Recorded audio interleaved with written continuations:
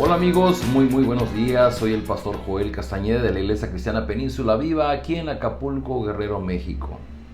Si usted nos ha estado siguiendo en estos devocionales, principalmente ahora que hemos estado leyendo el Evangelio de Juan, sin duda va a poder contestarme esta pregunta. El Evangelio de Juan fue escrito entre muchas razones. Hay una muy básica, muy principal, y que es muy fácil comprenderla cuando vamos a Juan capítulo 1 y cuando vamos leyendo los diferentes pasajes como lo vamos a hacer hoy, vamos a darnos cuenta que Juan es muy incisivo, es muy insistente en un punto. Juan está defendiendo algo del Señor Jesús. Si yo le pregunto en este momento, ¿usted podría contestarme qué es ese punto que Juan está defendiendo del Señor Jesús? Bueno, si usted no lo puede contestar, ponga atención porque es muy importante. Estamos leyendo el capítulo 10 de Juan, versículo 22 en adelante. Dice: por esos días se celebraba en Jerusalén la fiesta de la dedicación. Era invierno y Jesús andaba en el templo por el pórtico de Salomón. Entonces lo rodearon los judíos y le preguntaron: ¿hasta cuándo vas a tenernos en suspenso? Si tú eres el Cristo, dínoslo con franqueza. Ya se los he dicho a ustedes y no lo creen. Las obras que hago en nombre de mi Padre son las que me acreditan, pero ustedes no creen porque no son de mi rebaño. Mis ovejas oyen mi voz, yo las conozco y ellas me siguen. Yo les doy vida eterna y nunca perecerán, ni nadie podrá arrebatarlas de mi mano.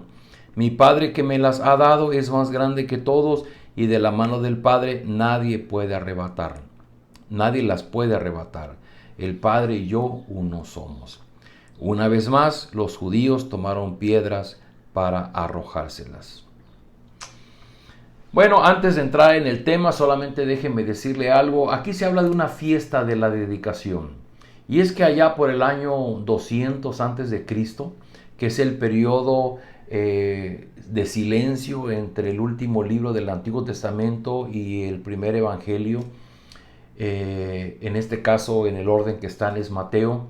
Hay un periodo por ahí el año 200 que los griegos habían dominado a los judíos y se levantaron los macabeos, y entre ellos el líder era Judas Macabeo, y él había logrado la reconstrucción del templo por allá del año 200 antes de Cristo.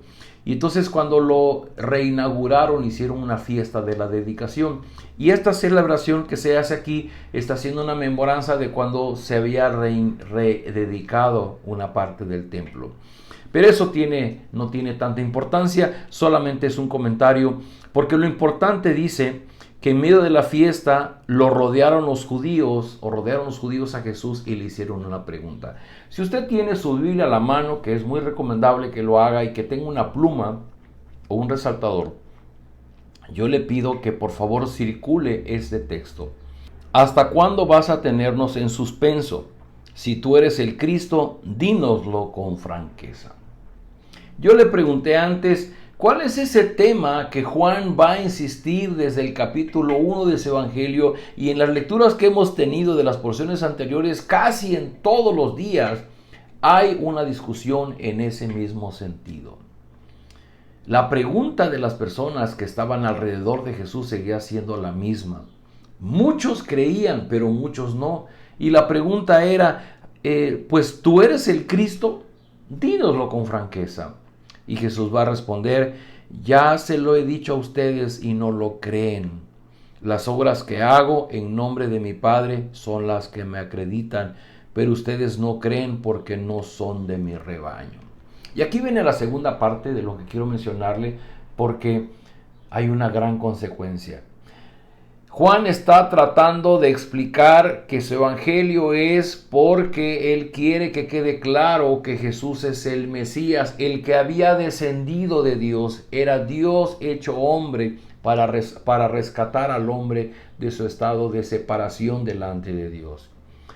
Jesús vino como redentor, como salvador. Jesús no vino a hacer milagros. Los milagros los hizo para que ayudara a que la gente pudiera creer que era el Mesías. La gente se confunde y todavía sigue buscando a Jesús para que haga milagros. Pero los milagros, si no te conducen a creer verdaderamente en Cristo, en Jesús como el Dios encarnado, de nada te van a servir.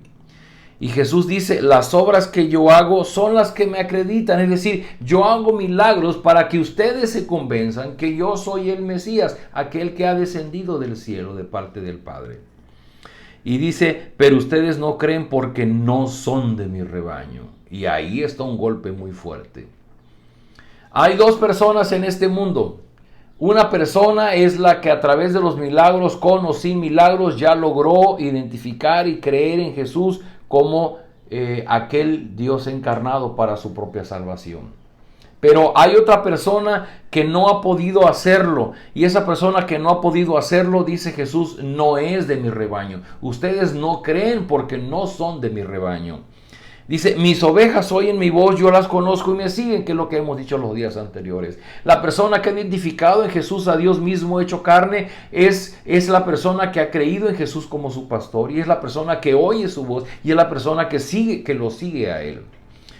A esas personas, dice Jesús, yo les doy vida eterna y nunca perecerán, ni nadie podrá arrebatarlas de mi mano. Si usted tiene su Biblia y su pluma, por favor resalte estos textos porque son memorables. Son textos que deberíamos de aprender para que tengamos la seguridad de la obra redentora de Cristo, que Dios no está jugando y que la obra de redención no depende de lo que yo haga, depende de lo que Cristo ya hizo por mí. Y dice Cristo, a esas ovejas que oyen mi voz, que reconocen que yo soy el Cristo, el que ha venido del cielo, dice, yo las conozco y me siguen, y yo les doy vida eterna y nunca perecerán. Vamos a experimentar la muerte física, pero nuestra alma va a ir a la presencia de Dios. Y dice, nadie podrá arrebatarlas de mi mano. Mi Padre que me las ha dado es más grande que todos, y de la mano del Padre nadie las puede arrebatar, porque el Padre y yo uno somos. Y esto les explotó en la cabeza de tal forma que agarraron piedras y otra vez estaban a punto de arrojarle piedras a Jesús. Queridos amigos, esto que Juan está explicando sigue siendo válido e importante hoy día, porque hay 80-85% de personas en el país, en México, y en muchos países debe ser lo mismo, que no han creído en Cristo como el Dios hecho hombre para nuestra salvación, que no han identificado en Jesús a su pastor, que no escuchan su voz, que no le siguen. Se habla tal vez de un 7-8% de la población en México que probablemente ha identificado esto en la persona de Jesús. No se trata de oír quién es Él, no se trata de identificar, sí, Jesús, sí, Él sí vino y dividió la historia y tenía muy bonitas enseñanzas, ay, pobrecito, y lo clavaron en una cruz. Pero eso, si no es parte de tu entendimiento de Él como tu Salvador, no tiene ningún valor.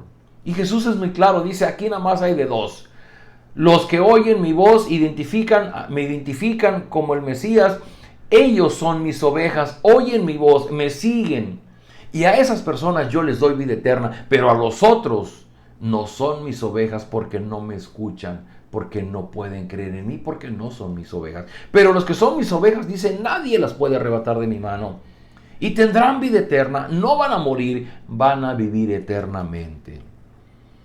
Al mismo tiempo que es una noticia muy, muy fea para aquellos que no quieren creer y que no son ovejas de Cristo, es una hermosa promesa para aquellos que hemos identificado a Cristo como el Dios verdadero. Querido amigo, yo te pregunto, ¿tú has identificado en Jesús a tu Señor y tu Salvador, aquel que vino de parte de Dios para tu salvación? ¿Has identificado a Jesús no solo como tu pastor, sino como tu Señor, como aquel que tiene autoridad sobre ti? Y que Él está esperando que tú escuches su voz para que puedas seguirle, para que puedas obedecerle, para que tú puedas disponer tu vida en obediencia a Él. Ahí está la diferencia. Oremos. Padre, gracias por este hermoso pasaje de la Escritura. Gracias por esa hermosa palabra que Cristo nos da, de saber que si le hemos identificado como el Mesías, como aquel que ha venido del Padre para darnos salvación, dice, tendrán vida eterna, no morirán, no perecerán, y aquellas nadie las arrebatará de mi mano, porque somos de su rebaño. Gracias, Señor, por tu hermosa promesa que nos das. Y oramos por aquellas personas, Señor, que son amigos, que son familia nuestra, que no han logrado comprender el mensaje del Evangelio a través de Jesús, que no son tus ovejas, que no escuchan tu voz, que no te siguen. Ten misericordia de ellos. Toca sus corazones, convierte sus corazones a ti. Te lo rogamos en el nombre de Jesús. Amén. Queridos amigos, nos vemos el día de mañana.